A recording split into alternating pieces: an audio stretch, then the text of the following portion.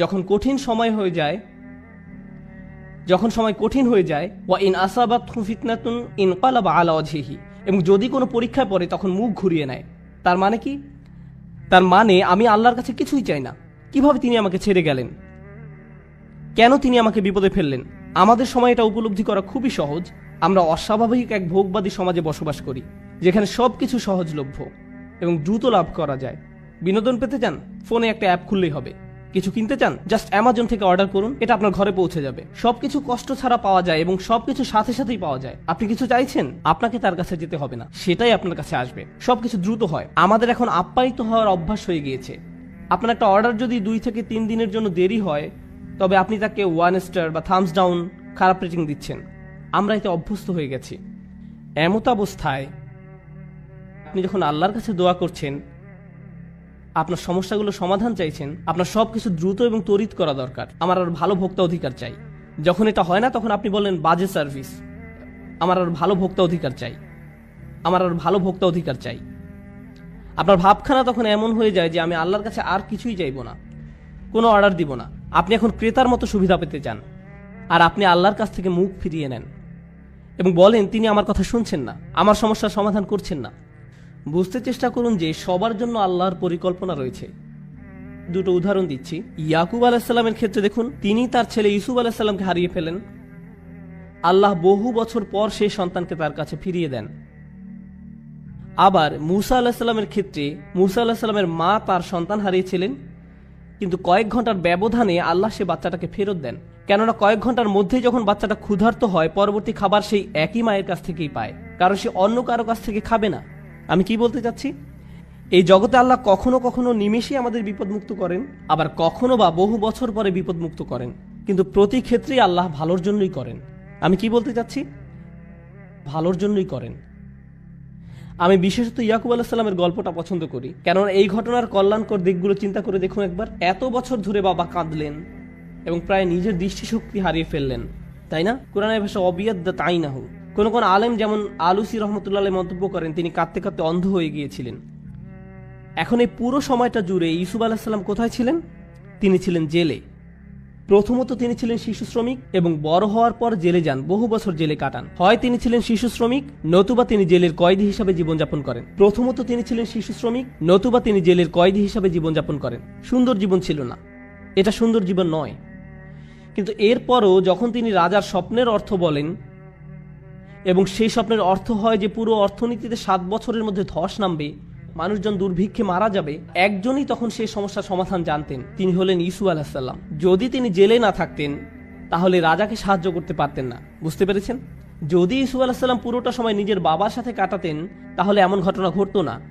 তাই এখন যেহেতু তিনি সেখানে রয়েছেন এবং স্বপ্নের ব্যাখ্যা দেন এবং বলেন আমিই পারবো সমস্যার সমাধান করতে, আমাকে সম্পদ রক্ষার দায়িত্ব দিন, আমিই পারবো সমস্যার সমাধান করতে, আমাকে সম্পদ রক্ষার দায়িত্ব দিন, এবং তিনি যখন এই কাজগুলো সম্পাদন করেন তখন কি হলো? লাখ লাখ বাবা মাকে আর কাঁদতে হয়নি, কারণ তাদের সন্তান ক্ষুধার যন্ত্রণায় মৃত্যুবরণ করেনি। একজন বাবা তার সন্তানের জন্য বহু বছর কাঁদলেন, কিন্তু তার একার কান্নায় আল্লাহ হাজার হাজার পরিবারকে কান্না থেকে বাঁচিয়ে দেন। কারণ তিনি যদি অর্থনীতি এবং ফসল না বাঁচাতেন, পুরো দেশটাতে খরা হতো, মানুষ দুর্ভিক্ষে মারা যেত এবং যুদ্ধ সহ বিভিন্ন সমস্যার সূত্রপাত হতো। আপনাদের সূরাতুর রহমান নিয়ে কিছু বলবো, এরপর সূরাতুল ওয়াকিয়াতে যাব। আসলে না, সূরাতুল ওয়াকিয়া দিয়ে শুরু করি। সূরাতুল ওয়াকিয়াটি একটু বড় সূরা। এই সূরাটির শুরুতে আপনি দেখবেন জান্নাতে যাওয়া কিছু মানুষের কথা বলা আছে। আস-সাবিকুন আস-সাবিকুন উলাইকাল মুকাররাবুন ফি জান্নাতিন নাঈম সুল্লাতুম মিনাল আউয়ালিন ওয়া কলিলুম মিনাল আখিরিন। একদম সর্বপ্রথম সামনের ভিআইপি সিটে বসা লোক, যেগুলো জান্নাতে যাবে, যারা জান্নাতে যাবে, ওনারাই হলেন সূরাতুল ওয়াকিয়ার আলোচ্য মানুষগুলোর অন্যতম। আচ্ছা বলুন তো, এই সর্বপ্রথম অগ্রগামী কারা? কি না, নবীগণ ছাড়া অগ্রগামীগণ কারা? সাহাবা। হ্যাঁ, কিন্তু সেটা তাদের যুগের জন্য। আল্লাহ বলছেন ওয়া কলিলুম মিনাল আখিরিন। কেন জানেন? প্রত্যেক প্রজন্মেই তাদের নিজস্ব সাবিকুন আছে। প্রত্যেক প্রজন্মেই 2015 সালের নিজস্ব সাবিকুন আছে, 2025 সালেরও কিছু নিজস্ব সাবিকুন আছে, 2055 সালেও যদি আল্লাহ ততদিনে কিয়ামত না আনেন, তাহলে তখনও সে কালের সাবেকুন থাকবেন। বুঝতে পারছেন? এখনও শেষ না, কিন্তু প্রত্যেক জাতিরই নিজস্ব সাবেকুন থাকবেন। শুধু পার্থক্যটি হল প্রথম যুগের সাবেকুনদের অনুপাত শতকরা হার বেশি ছিল। আপনাদের এটা একটা উদাহরণ দিয়ে বুঝিয়ে দিচ্ছি। কল্পনা করুন 800 জন মানুষ একটি পরীক্ষা দেয়। যদি সাহাবীদের সময় ইমানের এই পরীক্ষা 800 জন মানুষ দেয়, তাহলে 750 জনই 90% বেশি নাম্বার পাবে। তো তারা হলেন গোল্ডেন এ প্লাস। কিন্তু প্রজন্ম যেতে যেতে তখনও মানুষ 90-এর বেশি পাবে, তবে শতকরা হার নেমে যাচ্ছে। ধরুন 800 হতে মাত্র 50 জন বা 800 জনে মাত্র 20 জন 90-এর বেশি পেয়েছে। বুঝতে পারছেন? তাই অকলিলুম মিনাল আখিরিন, আরও কম পরবর্তীদের মধ্যে। কম মানুষ না, কিন্তু শতকরা হার কম। সাহাবিগণের সময়ে এ প্লাসের হার বেশি, তাই সামগ্রিক গুণ অনেক অনেক বেশি। আমাদের প্রতিযোগিতা কম, তাই সামগ্রিক গুণ অনেক কম। তবে প্রতিযোগিতা প্রত্যেক প্রজন্মেই থাকে। তো যাই হোক, সূরাতুল ওয়াকিয়ার প্রথম বিষয় হল আস-সাবিকুন। এই সূরার দ্বিতীয় বিষয় হল আসহাবুল ইয়ামিন। মা আসহাবুল ইয়ামিন ফাসহাবুল মাইমানাতি মা আসহাবুল মাইমানা, ডান পাশের মানুষজন। আর সাবিকুনদের সাথে ডান পাশের মানুষজনের পার্থক্য কি? সাবিকুনদের বলতে পারবেন সংরক্ষিত, এক্সক্লুসিভ। আর ডান পাশের যেই মানুষজন হলেন বাকি আমরা সকলে, জান্নাতের ইকোনমি ক্লাস। আল্লাহ আমাদের সাবিকুনদের অন্তর্ভুক্ত করে দিন। কিন্তু অন্তত পক্ষে ডান পাশের মানুষজন থাকা মানে তারা জাহান্নামে যাবে না, এরা যাবে জান্নাতে। এরা হলেন দ্বিতীয় বিষয়। ঠিক আছে? এখন অন্যদিকে কারা আছে? ডান পাশে মানুষ আছে, আবার বাম পাশেও মানুষ আছে। এরপর আল্লাহ বাম পাশের মানুষদের নিয়ে বলছেন 3 ধরনের মানুষ এখন পর্যন্ত। প্রথমে অভিজাত শ্রেণী, এরপর ডান পাশের মানুষ, এরপর বাম পাশের মানুষ, তাই না? এরপর চতুর্থ বিষয়, আল্লাহ কিছু প্রশ্ন করেছেন। আফারাআইতুম মা তুমনুন, আফারাআইতুম মা তাহরুসুন, আফারাআইতুমুল মা আল্লাযী তাশরাবুন, আফারাআইতুমুন নার আল্লাতী তুরুন। তিনি সব অদ্ভুত প্রশ্ন করেছেন। তোমরা কি বাচ্চা সৃষ্টি করো নাকি আমরা বাচ্চা সৃষ্টি করি? তোমরা ফসল ফলাও নাকি আমরা ফসল ফলাই? তোমরা আগুন জ্বালাও নাকি আমরা আগুন জ্বালাই? তোমরা আকাশ থেকে পানি নামাও নাকি আমরা আকাশ থেকে পানি নামাই? মানে আল্লাহ মানুষকে আল্লাহ যা সৃষ্টি করেন সেই বিষয়ে চিন্তা করতে বলছেন। মানে আল্লাহ যে সৃষ্টি করেন তা, তোমরা কিছুই সৃষ্টি করো না, আল্লাহই সব কিছু সৃষ্টি করেন, তোমাদের কোনো সৃষ্টিশীলতা নেই। এই যে আল্লাহর সৃষ্টিকে চতুর্থ প্রকার বিষয় হিসেবে বলা হচ্ছে 4টি। এখন পর্যন্ত কতগুলো বিষয় আমাকে ক্রমানুসারে বলতে পারবেন? দেখে তো আপনারা এখনো বেঁচে আছেন। প্রথমটি কি ছিল? সাবিকুন, ঠিক। দ্বিতীয়টি আসহাবুল ইয়ামিন। তৃতীয় নম্বর কি? বাম পাশের মানুষজন। আল্লাহ আমাদের তাদের অন্তর্ভুক্ত না করুন। চতুর্থ নম্বর আল্লাহর সৃষ্টি, শুধুমাত্র আল্লাহই সৃষ্টি করেন। আর পঞ্চম বিষয়টি হল ফালা উকসিমু বিমা ওয়াকিআন নুজুম ওয়া ইন্নাহু লাকসামুল লাউ তা'লামুন আযীম ইন্নাহু লাকুরআনুন কারীম ফি কিতাবিম মাকনুন লা ইয়ামাসসুহু ইল্লাল মুতাহহারুন তানযীলুম মির রাব্বিল আলামিন। এই বিষয়টি হল কোরআনের বিশেষত্ব, মহিমা সম্পর্কিত, কোরআনের অসাধারণ গুণ সম্পর্কিত। ছোট ব্যাপার না কিন্তু। 5টি বিষয় সূরার শেষটি পুরোটা সংক্ষেপে বলে দেয়, কিন্তু এগুলোই প্রধান 5টি বিষয়। সূরাতুর রহমান আমরা পড়ার চেষ্টা করছি, তাই না? সূরাটির প্রথম বিষয় কি আমাকে বলুন তো? আর রহমানু আল্লামাল কুরআন। প্রথম বিষয়টি কি? কুরআন। সূরাতুল ওয়াকিয়াতে কোরআন কি একটি বিষয় ছিল? ছিল। কোথায়? বিষয় নম্বর 5। তাহলে সূরা আর রহমানে এটা প্রথম বিষয় আর সূরা ওয়াকিয়াতে এটা পঞ্চম বিষয়। ওকে, সূরাতুর রহমানের দ্বিতীয় বিষয় হল আল্লাহর সৃষ্টিরা। ওয়াশ-শামসু ওয়াল কমারু বিহুসবান ওয়ান নাজমু ওয়াশ-শাজারু ইয়াসজুদান ওয়াস-সামা রাফাআহা ওয়া ওয়াদাআল মিজান। তাহলে দ্বিতীয় বিষয় কি? আল্লাহর সৃষ্টি। সূরাতুল ওয়াকিয়ার চতুর্থ বিষয় কোনটি ছিল? আল্লাহর সৃষ্টি। সূরাতুর রহমানের তৃতীয় বিষয় হল বিচার দিবস, কিভাবে পাপীরা বিপদে পড়বে আর জাহান্নামে চলে যাবে। বিচার দিবস আর জাহান্নামের আগুন হল সূরাতুর রহমানের 3 নম্বর বিষয়। সূরাতুল ওয়াকিয়াতে ৩ নম্বর বিষয় কি ছিল? বাম দিকের মানুষ যারা বিচার দিবসে দাঁড়িয়ে শেষমেশ জাহান্নামে নিক্ষিপ্ত হবে। সম্পর্কটা দেখতে পাচ্ছেন? সূরাতুর রহমানের ৪র্থ বিষয় হল জান্নাত। ওয়ালিমান খাফা মাকামা রাব্বিহি জান্নাতান। আর যে তার রবের সামনে দাঁড়াতে ভয় করে তার জন্য থাকবে 2টি জান্নাত। আচ্ছা, অন্তত আপনি আল্লাহকে ভয় করেছেন। আপনি সবচাইতে ভালো ছিলেন না, ঠিক আছে, তবে অন্তত তাকে ভয় তো করেছেন। সূরাতুল ওয়াকিয়াতে 2য় বিষয় কোনটি ছিল বলুন তো এবার? ডান পাশের মানুষজন অন্তত আল্লাহকে ভয় তো করেছে, তাই তারা জান্নাতে চলে যাবে। সূরাতুর রহমানের শেষ বিষয় হল অসাধারণ সুপার স্পেশাল ডিলাক্স প্যাকেজের জান্নাত। ইখতিলাফ নিয়ে পরে বলছি, আপাতত সহজ করে বলি, এটা হচ্ছে সবচাইতে সুন্দর। ওয়ামিন দুনিহিমা জান্নাতান, অন্য একটি জান্নাত, আলাদা স্পেশাল জান্নাত। এর মধ্যে আরও অসাধারণ জিনিসপত্র আছে। তো একটা জান্নাত আবার অন্য এক প্রকার জান্নাত, এটাই হলো শেষ বিষয়, স্পেশাল জান্নাত। সূরাতুল ওয়াকিয়ার প্রথম বিষয় কি ছিল? সাবিকুন সাবিকুন কোথায় যাবে? জান্নাতের সেই স্পেশাল জায়গায়। সূরাতুর রহমানের 5টি বিষয় আর সূরাতুল ওয়াকিয়ার 5টি বিষয়। 1 2 3 4 5, 5 4 3 2 1, আয়নার মতো। কুরআন অবিশ্বাস্য রকমের গোছানো। আমরা এখনো সূরাটি শুরু করতে পারিনি, আমরা শুধু পরিবেশটা বুঝতে চেষ্টা করছি। এটা শুধু স্থানটি চেনা, এটা জরুরি, কারণ এর মাঝে আপনি কোরআনের সৌন্দর্য বুঝতে পারবেন, কত গোছানো তা দেখতে পাবেন। আমি জানি না আপনারা মুসলিম বিশ্বে এমনটা দেখেন কিনা, কিন্তু আমি আমেরিকাতে বেড়ে উঠতে গিয়ে কোরআনের ব্যাপারে প্রথম শুধু সমালোচনাই দেখতাম। কলেজে গিয়ে আমি কোরআনের কোনো প্রশংসা শুনিনি, সমালোচনাই হতো। শুধু যে এটার বিষয় তারা অবিশ্বাস করে এরকম না, বরং এর বিন্যাস নিয়েও সমালোচনা করত। এটা নাকি অগোছালো,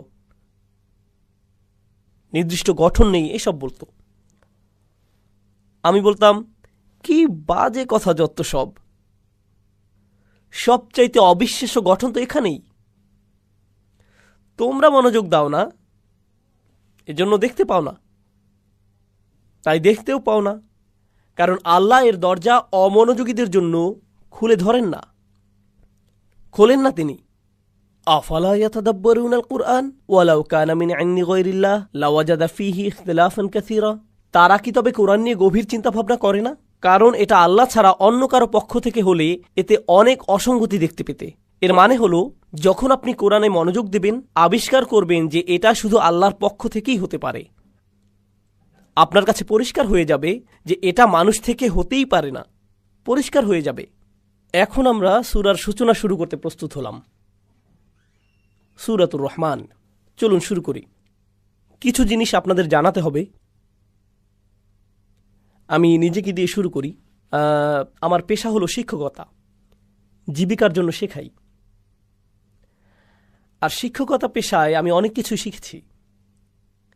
আপনাদের সেখান থেকে একটি বলছি, কারণ এই সূরার সাথে সেটা সম্পর্কিত। ক্লাসরুমের ভেতর আমি আরবি শেখাই। আরবি শেখানো কিন্তু কঠিন। অনেক ধরনের হাস্যরস করে ছাত্রদের মনোযোগ ধরে রাখতে হয়, কারণ আরবি ভাষাটি ক্লান্তিকর। যেমনটা আমি আগেও বলেছি, আপনার ঘুমের প্রয়োজন হলে আরবি ক্লাসে ঢুকে যান, জীবনের শ্রেষ্ঠ ঘুম পেয়ে যাবেন। রফা নসব শুরু হতে হতেই আপনি অজ্ঞান। তাই অনেক সময় ধরে আমি ভেবেছি, এটা আমি কিভাবে শেখাবো, কি প্রশ্ন জিজ্ঞেস করব, যখন ছাত্ররা উত্তর দেবে সেটা নিয়ে কিভাবে ঠাট্টা করব, সবাইকে কিভাবে জাগিয়ে রাখব। সেটা কিন্তু এই লেকচারের মতো না। এই লেকচারে আপনাদের আমি শেখাচ্ছি না, কিছু প্রশ্ন করছি আপনাদের, তবে আপনাদের জেকে ধরছি না, আপনাদের নামও জানি না, আর ভুল উত্তর দিলে আপনাদেরকে মুরগিও বানাচ্ছি না। এখানে সেটা করছি না আমি। কিন্তু আমার ক্লাসরুমে যখন পড়াই, সেই ছাত্ররা কান্না করে দেয়। তারা কিন্তু ঈমান বেড়ে গেছে তাই কাঁদছে না, কান্নার অন্য কারণ আমি দেই তাই কান্না করে। শিক্ষক হিসাবে সেটাই করি, সেটা ভিন্ন জিনিস। কারণ শিক্ষকতা অনেক কাজ করতে হয়। আপনার ব্যাখ্যা করতে হয়, ছাত্রদের পুনরাবৃত্তি করাতে হয়, এরপর ছাত্রদের বিভিন্ন প্রশ্নের উত্তর দেওয়াতে হয়, যেন জানতে পারেন যে তারা বুঝছে কিনা। আপনি শুধু তাদের পুনরাবৃত্তি চান না, আপনি চান যেন তারা বুঝে, তাই না? এভাবে প্রশ্ন উত্তর আগে পিছে এদিক সেদিক করতে হয় না বোঝা পর্যন্ত। তো আমি অধ্যায়টা রেডি করলাম, আমি নিজের উপর বেশ খুশি। ভাবছি জীবনের সবচাইতে সুন্দরভাবে বোঝাবো আমি এবার। তো আমি ক্লাসে গেলাম, সবাইকে পড়ালাম, সেটা আমি খুব খুশি। সুন্দর উদাহরণ দিয়েছি, ছাত্রদের জিজ্ঞেস করেছি, সবাই বলল বুঝেছে। বুঝেছি, কি অসাধারণ। 1 ঘন্টা পর একজন ছাত্র হাত তুলল, উস্তাদ আমি বুঝিনি। আচ্ছা ওকে, কোনো সমস্যা নেই, তুমি বোঝনি? কোন অংশটি বোঝনি বলো তো? সে বলল কিছুই বুঝিনি। আপনি কি আবার সবকিছু বুঝিয়ে বলবেন? সবকিছু মানে কি? মানে সবকিছুই। আমি কিছুই বুঝতে পারিনি। এখন ক্লাসের বেশিরভাগ ছাত্র বিরক্ত হয়ে গেল। কিরকম গাধা সে, কি পরিমাণ গর্ধব! 1 ঘন্টা কিছুই বলল না, ঘন্টা শেষে বলছে আমি কিছুই বুঝিনি। তাই আমি বললাম তোমরা চিন্তা করো না, সমস্যা নেই, তার জন্য আমি আবারও বলবো। তোমাদেরও আরেকবার রিভিউ হয়ে গেল। আর এইবার আমি পুরো ক্লাসের দিকে মনোযোগ দেইনি। কার দিকে মনোযোগ আমার? সেই ছেলেটি। এই বুঝতে পেরেছ? হ্যাঁ, ঠিক ঠিক। আচ্ছা, 1 ঘন্টা পর সে আবার হাত তুলল, উস্তাদ বুঝিনি কিছুই। ওকে, ক্লাসের বাকিরা চলে যেতে পারো, আমি লাঞ্চ করতাম, সেটা বাদ দেই। তুমি আসো আমার কাছে, তোমাকে সরাসরি বুঝিয়ে দিচ্ছি, সেটাই মনে হয় ভালো হবে। আচ্ছা ওস্তাদ। তো আমি তাকে নিয়ে বসলাম, প্রত্যেকটি উদাহরণ ধরে ধরে বুঝালাম যেন বুঝতে পারে। সব শেষে সে আবার বলে, উস্তাদ আমি জানি না আপনি কেমন শিক্ষক, তবে আমি এখনো বুঝি না। না না না, এত সহজে ছাড়ার পাত্র না আমি। তুমি আমার বাসায় চলো, রাতের খাবার খেতে খেতে তোমাকে আরেকবার বোঝাবো। সে বাসায় আসলো, তাকে আবারও সবকিছু বোঝালাম। সব শেষে সে কি বলল? আমি বুঝিনি। আচ্ছা ঠিক আছে, একটা বুদ্ধি আছে, আমার বাসায় তোমার জন্য একটা ঘর করে দিচ্ছি, তুমি আমার বাসায় থাকো, প্রত্যেক দিন সকালে উঠে তোমাকে বোঝাবো এটা, ব্রাশ করতে করতে, যতদিন না এটা তোমার হচ্ছে। শিক্ষকরা কি এমন করে কখনো? না, আমিও এমন করি না। কিন্তু আপনি যদি আমার মতো পাকিস্তানের লোক হন, তবে 1 ঘন্টা বোঝানোর পর যদি ছাত্র হাত তুলে বলে আমি বুঝিনি কিছুই, তখন সুন্দর একটা শেখানোর পদ্ধতি আছে, এটাকে বলে বোর্ড অফ এডুকেশন। সেটা আসলেই একটা বোর্ড।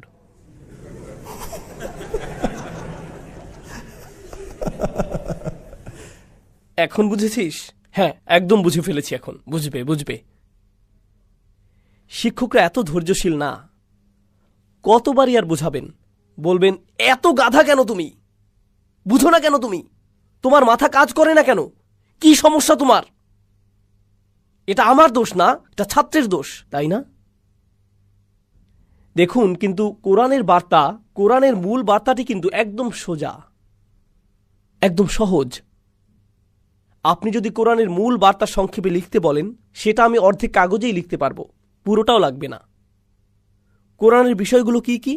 শুধুমাত্র এক স্রষ্টা, আখিরাত আছে, আগের জাতিগুলো তাদের নবীদের কথা মানেননি, কিছু কাজ আছে হারাম, খুব বেশি কিছু না, কিন্তু সোজা সাপটা, জটিল কিছু না। কুরাইশরা কতদিন যাবৎ কোরআন শিখছে? 1 যুগের বেশি, তাই না? মক্কি কোরআনের কি পুনরাবৃত্তি আছে? আল্লাহ কি বারবার বলেছেন জাতিদের ব্যাপারে? আল্লাহ কি নিজের একত্ব নিয়ে বারবার বলেছেন? ইবাদতের একত্বতা নিয়ে? আল্লাহ কি নবীদের উপর ঈমান আনা নিয়ে পুনরাবৃত্তি করেছেন? আল্লাহ কি হালাল হারাম নিয়ে পুনরাবৃত্তি করেননি? তিনি কি অভাবীদের খেয়াল করা, অন্যদের ক্ষতি না করা নিয়ে পুনরাবৃত্তি করেননি? তিনি এই সব পুনরাবৃত্তি করছেন বারবার। যে কোনো ভালো শিক্ষক শেখানোর জন্য কি করে? সে কি করে? বারবার বলে আল্লাহ করেছেন। আর তাও শুধু 1 ঘন্টা না, 2 ঘন্টা না, 1 মাস না, 2 মাসও না, কতদিন? 1 যুগেরও বেশি সময় যাবত। তাছাড়া কোরআন কিন্তু একটা পাঠ্যক্রম। কোরআন হলো পাঠ্যসূচি, কিন্তু একটা ভালো পাঠ্যক্রম, ভালো বই যথেষ্ট না, আপনার খুব ভালো একজন শিক্ষকও লাগবে। কখনো আপনার কাছে খুব ভালো একটা বই থাকলেও শিক্ষক হয় জঘন্য, তখন কেউ কিছুই শেখে না। তাই আল্লাহ শুধু শ্রেষ্ঠ বইটিই দেননি, তিনি বিশ্ব মানবতাকে সর্বশ্রেষ্ঠ কি দিয়েছেন? শিক্ষক। আর ভালো শিক্ষকের উচিত ছাত্রদের সাথে ধৈর্য ধরা। তারা না শুনলেও তিনি ধৈর্য ধরেন। তিনি কি ভালো শিক্ষক? যত্নশীল শিক্ষক তিনি?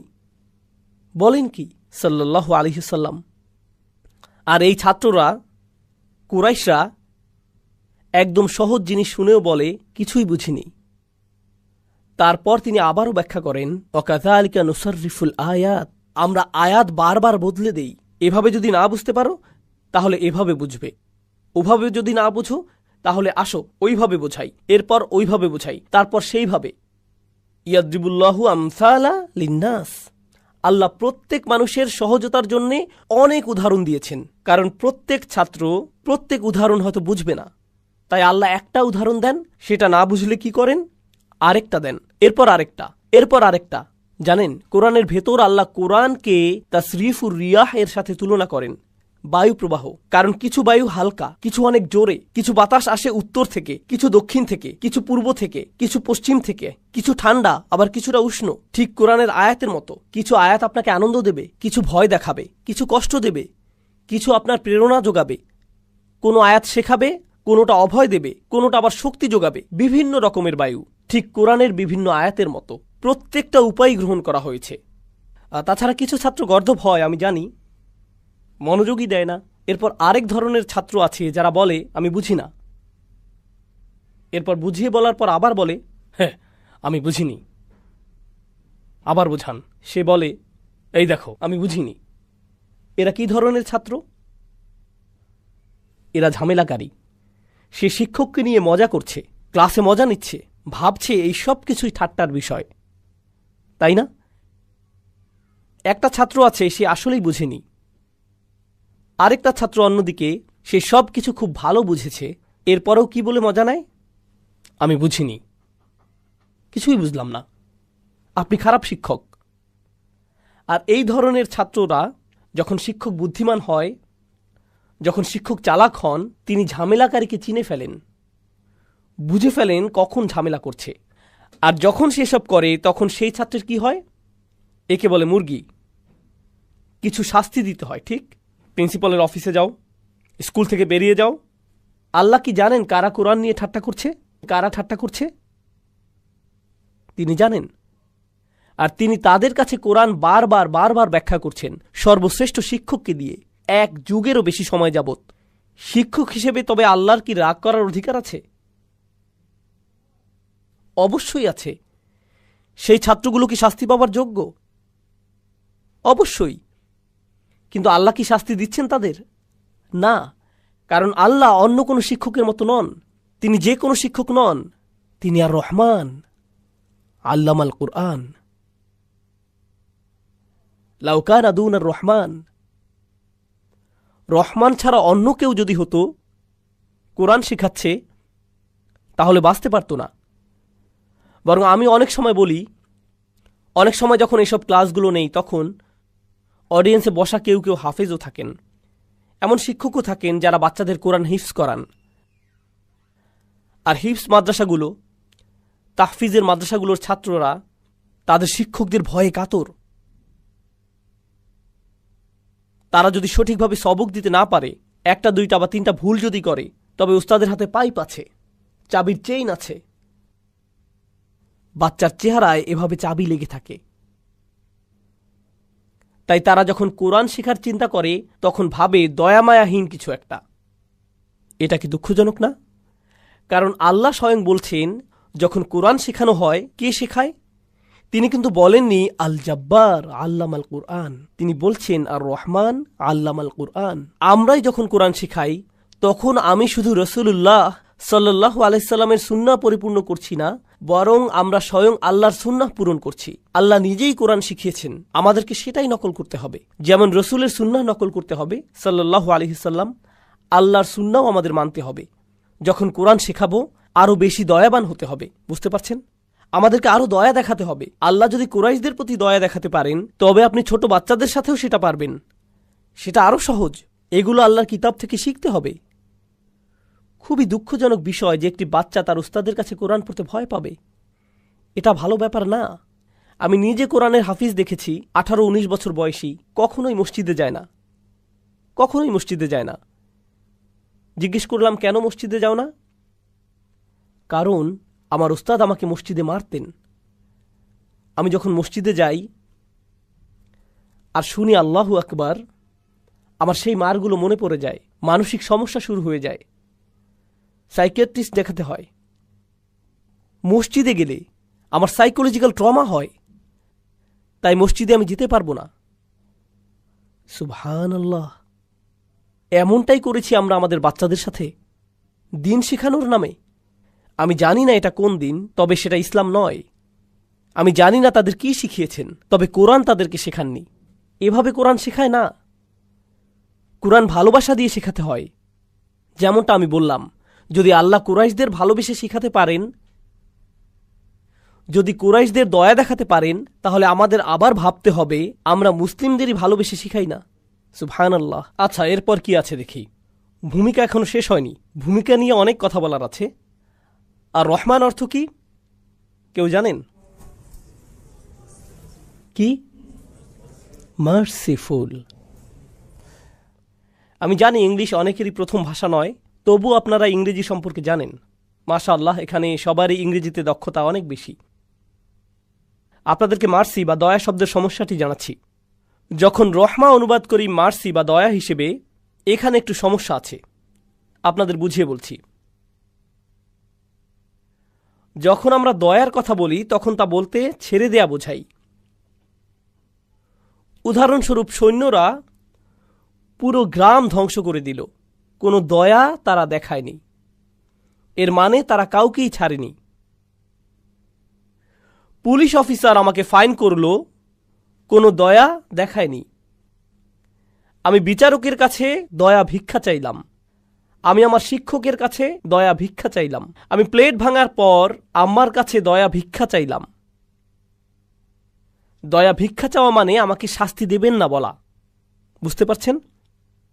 বাংলা ভাষায় যখন দয়া শব্দটি ব্যবহার হয় তখন শাস্তির কথাই মাথায় আসে, তখন শাস্তির চিন্তাই মাথায় আসে, যে সেই শাস্তি থেকে মুক্তি হলো। অর্থাৎ আপনার অবচেতনভাবেই শাস্তির কথা চলে আসে, অর্থাৎ আপনার মনে অবচেতনভাবেই শাস্তির কথা চলে আসে। সেই শাস্তি থেকে মুক্তি পাওয়াটাই দয়া। এখন এখানে কয়জন আছেন টেক ইন্ডাস্ট্রিতে, টেকনোলজি ইন্ডাস্ট্রি, প্রোগ্রামার? আচ্ছা, আপনারা ডিফল্ট বিষয়টা তো বোঝেন। দয়া শব্দের ডিফল্ট পজিশন হলো শাস্তি, কিন্তু রহমা শব্দে শাস্তির কোনো বিষয়ই নেই। আপনাকে শাস্তি থেকে মুক্তি দেওয়া হচ্ছে না এখানে যখন রহমা উচ্চারণ করেন, এটা আসেই না একদম। এটাই হলো রহমার বদলে দয়া শব্দ ব্যবহারের সমস্যা। তাহলে রহমা শব্দটি কোত্থেকে আসে? এটা আসে রাহম শব্দ থেকে, যার প্রকৃত অর্থ হলো মায়ের পেট, গর্ভ। রহম হলো মায়ের গর্ভ। যখন অন্তঃসত্ত্বা কোনো মহিলার কথা চিন্তা করেন, তার পেটে একটি বাচ্চা চিন্তা করেন, শাস্তির কথা মনে হয়? তাহলে বলুন তো কি চিন্তা করেন? একজন মহিলা, তার পেটে একটি বাচ্চা, হয়তো 3 মাসের অন্তঃসত্ত্বা বা 5 মাস, 6 মাস, হয়তো পেটের ভেতর বাচ্চাটির লাথি মারার বয়স হয়েছে। যেমন আমার মা বলেছিলেন আমি নাকি এমন করতাম, আমি মনে হয় টায়ার্ড হয়ে হাত পা বেশি ছোড়াছুড়ি করতাম পেটের ভেতর মধ্যরাতে। তো ভালো, মা তার বাচ্চার ব্যাপারে কি অনুভব করে? সে এখনো বাচ্চাটি দেখেনি, এখনো দেখেনি নিজের সন্তানকে। তার অনুভূতি কি? ভালোবাসা। প্রথম যে শব্দটি মাথায় আসে সেটা কি? ভালোবাসা। দ্বিতীয় যে শব্দটি মনে আসে তা হলো সুরক্ষা। সে টেবিলের কোণাগুলো খেয়াল করে, নিজে নিরাপদ থাকতে চায়, এক পাশে ফিরে শোয়, তাই না? দেখে শুনে খাওয়া দাওয়া করে, সর্বক্ষণ পেটের বাচ্চাকে আদর করে। যে আদর যত্ন করে, যে ভালোবাসে, যে আদর যত্ন করে, যে জিনিসকে যত্ন, ভালোবাসা আর সুরক্ষা দেয়া হয়। আচ্ছা, অন্যদিকে বাচ্চাটি, তার জন্য কি মায়ের কষ্ট হচ্ছে? হ্যাঁ, সে মায়ের খাবার খাচ্ছে, মহিলাটি খায় আর সে তার পুষ্টি নিয়ে নিচ্ছে, আর সে ভেতরে থাকে। আমি আপনি মায়ের পেটের ভেতর যখন ছিলাম, কোনো ভাড়া দিতে হয়নি, খাবারের অপেক্ষা করতে হয়নি, এমনি এমনি এসেছে। নিজেদেরকে পরিষ্কার করতে হয়নি, কিছুই করতে হয়নি। তাছাড়া জন্ম হবার সময় তাকে প্রায় মেরেই ফেলেছিলাম, তাই না? প্রায় মেরেই ফেলেছিলাম। আর যদিও মাকে মেরেই ফেলেছিলাম প্রায়, তবুও আমাদেরকে ভালোবাসে বের হবার পর থেকেই। অন্য যে কেউ আপনার রক্তপাত করলে আপনি তাকে ভালোবাসবেন না, আমরা আমাদের মায়েদের রক্ত ঝরিয়ে মৃতপ্রায় করে ফেলি, মৃত্যুর কাছাকাছি। আর যখনই বের হয়ে আসি আমরা, তখন আমাদের জন্য তার ভালোবাসা আগের চাইতে আরও বেড়ে যায়। এটা কিন্তু আর অন্য কারো সাথে ঘটে না, কোনো সম্পর্কের সাথেই ঘটে না। এখানে আপনি কিছুই দেন না, শুধুই নেন। আমি যা বোঝাতে চাচ্ছি তা হলো, আপনি কখনোই কিছু দেন না, শুধুই কি, আর তিনি আপনাকে আরো বেশি বেশি কি দেন, আরো ভালোবাসা। আপনি আরো নিতে থাকেন, তিনি আরো ভালোবাসতে থাকেন। তাছাড়া দেখুন, তিনি প্রায় মারাই যাচ্ছিলেন, এত রক্তপাত হয়েছিল, মাত্রই সার্জারি থেকে উঠলেন। আর আপনার জন্মের সাথে সাথে কি হলো, তার আপনাকে খাওয়াতে হচ্ছে। আর অনেক মহিলাদের কাছেই বাচ্চাকে খাওয়ানো অনেক সময় রক্তপাতের মতো মনে হয়। যে কেউই সার্জারির ভেতর দিয়ে গেলে বলে, আমার 6 সপ্তাহের ছুটি লাগবে, আমার 2 মাসের ছুটি চাই, আমার ছুটি লাগবে, ভ্যাকেশন লাগবে। জন্ম দেবার পর কি কোনো মা 2 মাসের ছুটি পান? না। আপনার পা ভাঙলে 6 মাসের ছুটি পান। তিনি বাচ্চা প্রসব করলেন আর ফুল টাইম মায়ের দায়িত্ব পালন করা শুরু করে দিলেন। কখন থেকে? বাচ্চাটি জন্মানোর মুহূর্ত থেকেই, বাচ্চা হবার মুহূর্ত থেকেই। আর বাচ্চাটি তাকে কি ফেরত দেয়? তিনি বাচ্চাটিকে দুধ দেন, ভালোবাসা দেন, সুরক্ষা দেন। বাচ্চাটা ধন্যবাদ বলে একবারও? বাচ্চাটা তাকে কোনো বেতন টেতন দেয়? বাচ্চাটি তার জন্য কোনো কিছু করে না। ঘুমহীন রাত। বেশির থেকে বেশি বাচ্চাটি যেটা করবে তা হলো তার গায়ে পেশাব করে দিবে, মলত্যাগ করে দিবে, বমি করে দিবে মায়ের গায়ে। আর যখন বাবু হাগু করে দেয় তখন মা বলে, ওয়াও কি কিউট, এরপর পরিষ্কার করা শুরু করে দেয়। কোনো সমস্যা নেই, আমার বাবুটা। তিনি ডায়াপার বদলাচ্ছেন আর বাচ্চা তার দিকেই মেরে দিচ্ছে, আর তিনি হাত দিয়ে ঠেকাচ্ছেন। আমি জানি আমার 6টা বাচ্চা, আমি জানি না কিভাবে করে তারা, কিন্তু করে। এটাই হলো কোন শব্দ? রহম। এখান থেকেই আসে কি? রহমা। এখান থেকেই আসে আল্লাহর কোন নাম? আর রহমান। আমরা আল্লাহকে কোনো সৃষ্টির সাথেই তুলনা করতে পারবো না, কিন্তু আল্লাহর সাথে আমাদের যেই সম্পর্ক আছে, আপনি যদি একটু ধারণা করতে চান, যে কারণে সেই হাদিসটি আছে, সাম্মাইতুকা বিসমি, আল্লাহ মায়ের গর্ভের সাথে কথা বললেন আর বললেন, আমি তোমাকে আমার নাম দিয়ে নামকরণ করেছি। এটা শুধু ভাষাগত সম্পর্ক না, নবী সাল্লাল্লাহু আলাইহি সাল্লামের হাদিসেও এটা পাওয়া যাচ্ছে।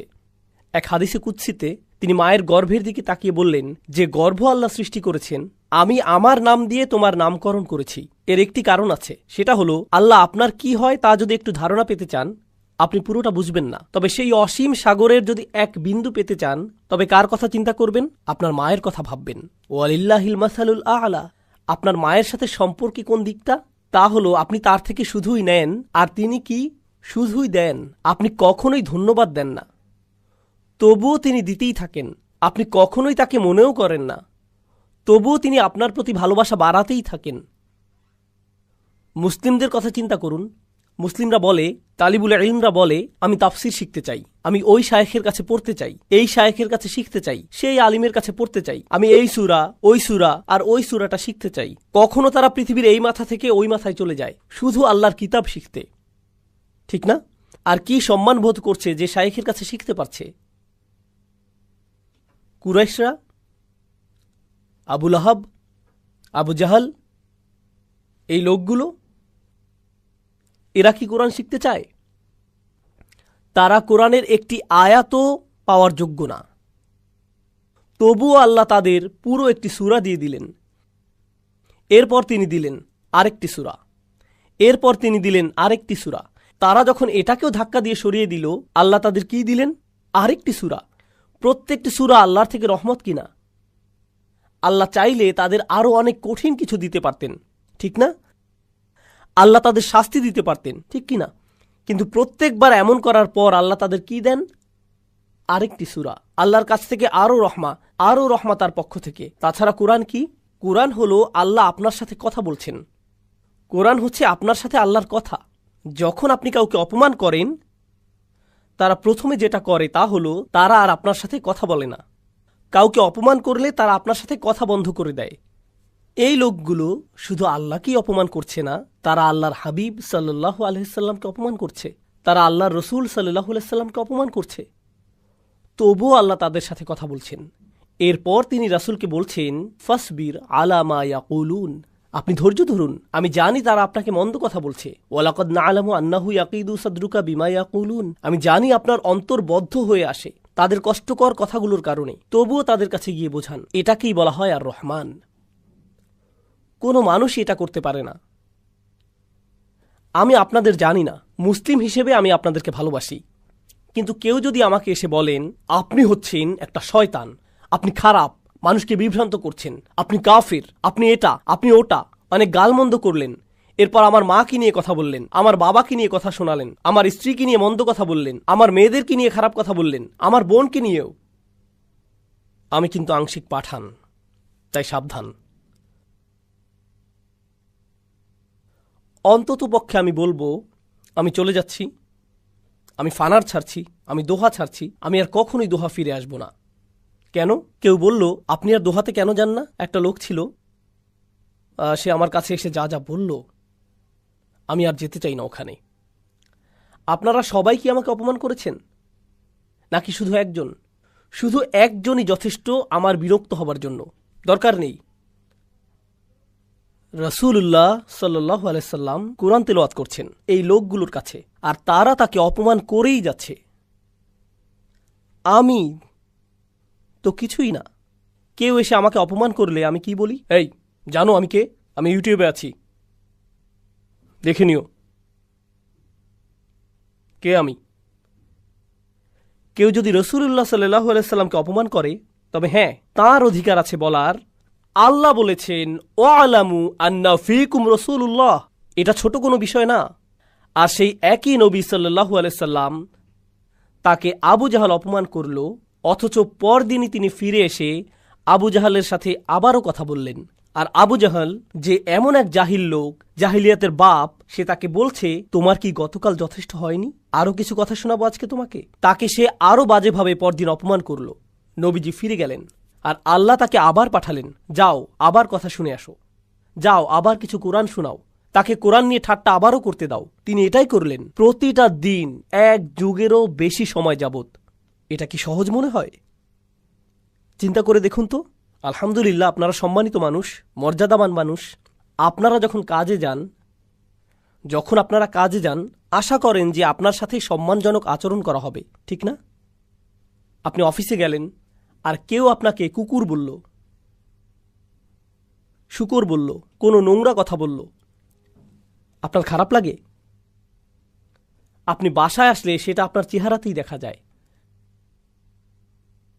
আপনি বাসায় আসলে আপনার স্ত্রী বললেন কোনো সমস্যা, আমার কিছু বলতে ইচ্ছা করছে না। আপনার চাকরিটাই ছেড়ে দিতে ইচ্ছা করে, আপনার দেশ ছেড়েই চলে যেতে ইচ্ছা করে, কারণ কেউ একজন আপনাকে মন্দ কথা বলেছে। দেখছেন, ভালো লোক, ভদ্রলোক আর ছোট লোকের মধ্যে পার্থক্য আছে। যারা সারাক্ষণই নোংরা কথা বলতে থাকে, যারা নিজেদের বা অন্যদের কোনো সম্মান করে না, যখন মানুষ তাদের সাথে মন্দ কথা বলে তাদের ভালো লাগে, তাদের কিছুই যায় আসে না। নোংরা কথা বলল, তারা আরও নোংরা কথা বলে দেয়। কিন্তু যারা ভদ্রলোক, তাদের এসব সহ্য হয় না, এসব কথা তাদেরকে কষ্ট দেয়। যেমন আরবরা বলে রুব্বা কওলিন আশাদ্দু মিন সাউল, কোনো কোনো কথা মারের চাইতেও বেশি কষ্ট দিতে পারে। রসুল সাল্লাল্লাহু আলাইহি সাল্লাম হলেন সবচাইতে মর্যাদাবান ব্যক্তিত্ব, কিন্তু তাকে শুনতে হচ্ছে সবচাইতে মন্দ নোংরা কথাগুলো, বারবার বারবার বারবার। আর আল্লাহ তাঁর রসুলকে কত ভালোবাসেন আলাইহিস সালাতু ওয়াসসালাম, তবুও আল্লাহ বলছেন ফিরে যাও, আরেকটু ধৈর্য ধরো, তাদেরকে বলতে থাকো। এখন আল্লাহ এই সূরাতে কুরাইশদের উদ্দেশ্যে, এরপর পুরো মানবতাকে উদ্দেশ্য করে বলছেন, এটাকে বলে অকল্পনীয় ভালোবাসা। আর রহমান অবিশ্বাস্য রকমের অকল্পনীয়, স্নেহময়, যত্নশীল প্রতিপালক। তিনি শুধুমাত্র, আর কেউ নন, যিনি কোরআন শিক্ষা দিয়েছেন, আল্লামাল কুরআন। চলুন এটা সম্পর্কে আরও দু একটা জিনিস শিখে সামনে আগাই। আমি ভূমিকাতে বেশি সময় নিচ্ছি, কারণ ভূমিকাটাই সবচাইতে বেশি গুরুত্বপূর্ণ অংশ। এই শুরুটা আপনারা বুঝলে বাকি সবকিছুই সহজ হবে, আর শুরুটা না বুঝলে আর কোনো কিছুই বোধগম্য হবে না। ঠিক আছে, এজন্য সময় নিচ্ছি। আরবি ভাষার ব্যাকরণে জুমলা আল ফেলিয়া এবং জুমলা আল ইসমিয়া দুইটা বিষয় আছে। শুনে মনে হয় সহজ বিষয়, আপনারা আরবি না বুঝলেও সমস্যা নেই, ব্যাখ্যা করছি। কখনো আপনারা আরবিতে বলেন, আমি সহজে অনুবাদ করছি, আল্লাহ কোরআন শিখিয়েছেন, সহজ, আল্লাহ শিখিয়েছেন কোরআন। কিন্তু যদি বলেন প্রকৃতপক্ষে একমাত্র আল্লাহ তিনিই কোরআন শিখিয়েছেন, এটা কিন্তু অন্যরকম। যখন বলেন প্রকৃতপক্ষে একমাত্র আল্লাহ তিনিই কোরআন শিখিয়েছেন, এর মানে আসলে বোঝাচ্ছেন ঘুণাক্ষরেও ভেবো না যে এটা অন্য কেউ, শুধুমাত্র একমাত্র কে? আল্লাহ আজ্জাজাল্লাহ। কারণ তিনি বলেন আর রহমান আল্লামাল কুরআন। আর আপনি এখানে বসে শুনছেন, বা আমি বসে বসে তাফসির পড়ছি আমার অফিসে, যখন আপনি কোনো লেকচার শুনছেন আপনার গাড়িতে, কোরআন সম্পর্কে শিখছেন, যখন আপনি কোনো সূরা মুখস্থ করছেন, যখন কোনো বাচ্চা উস্তাদের কাছে বসে নুরানি কায়দা শিখছে, যখন কেউ তাজবিদ শিখছে, যখন কেউ তার শাইখের কাছে বসে তাফসির শিখছে, তার একজন শিক্ষক আছেন। সেই শিক্ষকেরও আছে একজন শিক্ষক, আবার সেই শিক্ষকেরও আরেকজন শিক্ষক আছেন। এভাবে পেছনে যেতে যেতে তাদের শিক্ষককে রাসূলুল্লাহ সাল্লাল্লাহু আলাইহি ওয়াসাল্লাম। আর কে রাসূলুল্লাহর শিক্ষক? জিবরাইল আলাইহিস সালাম। আর জিবরাইলের শিক্ষককে আল্লাহ। মূলত আপনি সরাসরি আল্লাহর সাথে সম্পর্কিত। যখন আপনি কোরআন শিখছেন তখন এই পুরো চেইনটা আল্লাহ বলছেন, এই চেইন ভুলে যাও, শুধু মনে রাখো আমি তোমাকে শেখাচ্ছি। আপনি সরাসরি সম্পর্কিত, আল্লাহই আপনার শিক্ষক। এই প্রথম পয়েন্টের গুরুত্বটা বুঝলে আমি আপনাদেরকে প্রথম বিরতি দেব। অনেকক্ষণ কথা বলেছি। আমেরিকাতে কখনো কখনো শিক্ষার্থীরা তাদের ইউনিভার্সিটি নিয়ে অনেক গর্ববোধ করে। কেউ বলছে আমি হার্ভার্ডে পড়েছি, আমি কলম্বিয়াতে পড়েছি, ইয়েল ইউনিভার্সিটিতে পড়েছি। ইসলামিক স্টাডিজে কেউ বলে আমি পড়েছি উম্মুল কোরাতে, আমি জামিয়া ইসলামিয়া মদিনাতে পড়েছি, আজহারে পড়েছি, আমি এই মাদ্রাসায় পড়েছি, ওই মাদ্রাসায় পড়েছি, আমি অমুক শাইখের কাছে পড়েছি, আমি অমুক কারির কাছে যা যা পেয়েছি। মানুষ এসবে গর্ববোধ করে কি না? তো আপনি যখন কোনো গুরুত্বপূর্ণ কারো কাছে পড়েন, আপনি সেটার কারণে গর্ববোধ করেন। আপনি কোনো ভার্সিটি থেকে গ্র্যাজুয়েশন করেন, বলেন উনিই কিন্তু আমার শিক্ষক। তাই নাকি? উনি আপনার শিক্ষক? ওয়াও! আপনি শাইখ অসামের কাছে পড়েছেন, তার মানে আপনিও নিশ্চয়ই অসাম। আপনি সেটা আপনার সিভিতে দিয়ে দেন, কারণ আপনি গর্বিত এটা নিয়ে, আপনাকে সম্মান দেয়। আর মানুষ শুধু ইসলামের শিক্ষাতেই এমন করে না, যে কোনো শিক্ষাতেই এমন করে। ডাক্তাররা কোন মেডিকেল কলেজ থেকে পড়েছেন তা বলতে ভালোবাসেন। পিএইচডি প্রফেসর কোথা থেকে তার পিএইচডি করেছেন সেটা বলতে ভালোবাসেন, ঠিক কিনা? আমরা মাত্রই বললাম আমাদের শিক্ষককে, আপনার শাইখের একজন শিক্ষক আছে, তার একজন শিক্ষক আছে। কিন্তু সর্বপ্রধান শিক্ষককে, মানে এর চাইতে বড় ডিগ্রি আপনি পেতে পারেন না, এর চাইতে বড় সম্মান আর হতে পারে না যে আপনি বলবেন আল্লাহ আমার শিক্ষক আর রহমান আমার শিক্ষক। আমি বলতে চাচ্ছি কোরআন শিক্ষা আপনাকে এমন সম্মান এনে দেবে যা আর কোথাও খুঁজে পাবেন না। এর চাইতে বড় অর্জন আর নেই, এর চাইতে উচ্চতর ডিগ্রি আর নেই, এর চাইতে উচ্চ কোনো সম্মান নেই, আর কোনো কিছুতেই এই সম্মান নেই যা কোরআন শিক্ষায় আছে। কারণ এখানে আপনি আর রহমানকে নিজের শিক্ষক হিসেবে পেয়েছেন। আর সাধারণত যখন আপনার শিক্ষক থাকে আপনি অন্যদের সেটা দেখাতে পছন্দ করেন, এটা আমার ডিগ্রি, এখান থেকে আমি ইজাজা পেয়েছি। কিন্তু যখন আর রহমানকে শিক্ষক হিসেবে পান, আর সেটা কাউকে দেখানোতে কিছু যায় আসে না, এটা এতই একান্ত যে নিজের কাছেই রেখে দেন। আর রহমান আমার শিক্ষক, আপনার অন্য কারো থেকে সম্মান নেবার প্রয়োজন নেই। কারণ কে আপনাকে সম্মান দিচ্ছেন? আর রহমান। কারণ তিনি আপনাকে নিজের স্কুলে অ্যাডমিট করেছেন, আপনি ভর্তি হতে পেরেছেন, আপনি তার সাথেই সরাসরি সংযুক্ত, সেটাই আপনার জন্য যথেষ্ট। আপনার আর তার মাঝে একটি গোপন জিনিস। সুবহানাল্লাহ। মানুষ এই পৃথিবীতে সম্মানের পেছনে ছুটছে, মানুষ সম্মানের পেছনে ছুটছে। তারা মনে করে তাদের সম্মান আসবে টাকা থেকে, কেউ ভাবে সম্মান আসবে তাদের গাড়ি থেকে। আরব দেশে এমনটা না। আবার না, দাঁড়ান, অনেকে ভাবে তাদের কাপড়ের ব্র্যান্ড থেকে সম্মান আসবে, কিংবা হাতের ঘড়ি, এসব থেকে নাকি সম্মান আসবে। অনেকে ভাবে তাদের সাথে কাদের কাদের যোগাযোগ আছে তা থেকে সম্মান আসবে, আমি তাকে চিনি। অনেকে ভাবে কার সাথে সেলফি তুলেছে সেটা দিয়ে সম্মান আসবে, মনে করে এসব থেকে সম্মান আসবে। মর্যাদা, মর্যাদা তখনই আসবে যখন আল্লাহকে নিজের শিক্ষক করে নেবেন, আল্লাহ আপনাকে সম্মান দিবেন। আর যখন আল্লাহ আপনাকে সম্মান দেন, তখন আল্লাহর সৃষ্টিও সেটাই করে। আপনাকে তাদের কাছে গিয়ে সম্মান অর্জন করতে হবে না, তারা এমনিতেই দেবে। কারণ আপনি সম্ভাব্য সবচাইতে সম্মানিত স্থানেই আছেন। আপনাকে মানুষের সম্মানের আশায় ছুটোছুটি করতে হবে না, এমন করতে হবে না। আপনাকে শুধু আল্লাহর দেয়া সম্মানটাই অর্জন করতে হবে।